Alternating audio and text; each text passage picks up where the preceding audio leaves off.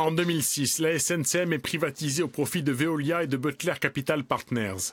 La délégation de service public va changer. La nouveauté, c'est le service complémentaire. 35 millions d'euros sont versés aux délégataires qui mettent en place des ferries pour le transport de passagers durant les vacances. Pierre Mattei, le directeur de la Corsica Ferries, y voit un cadeau fait à son concurrent et dépose un recours. La SNCM est condamnée à rembourser 220 millions d'euros à la collectivité territoriale de Corse, laquelle doit verser 84 millions d'euros à la Corsica Ferries.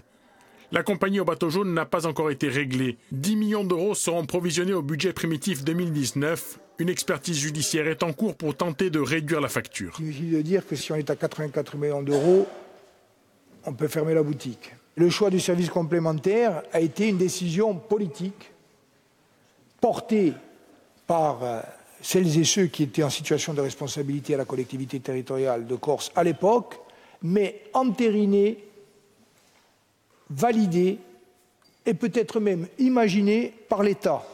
Je considère, et j'ai écrit en ce sens au Premier ministre, que si demain il devait y avoir une condamnation et s'il devait y avoir un paiement, eh bien, ce paiement doit être également assumé par l'État.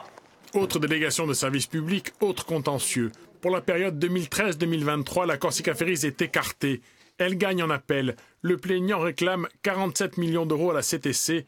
Là aussi, une expertise judiciaire est en cours pour évaluer le montant exact du préjudice.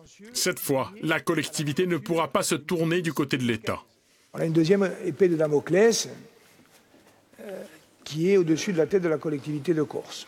Pour limiter les risques juridiques, en 2016, l'Office des transports prend attache auprès des instances européennes. Le cahier des charges des nouvelles DSP est censé être sécurisé. Mais les contentieux ne sont pas finis pour autant. Écartée de la DSP 2019-2020, car une clé USB manquait au dossier, la Corsica Ferries introduit un recours qu'elle perd en première instance. L'affaire est pendante devant le Conseil d'État.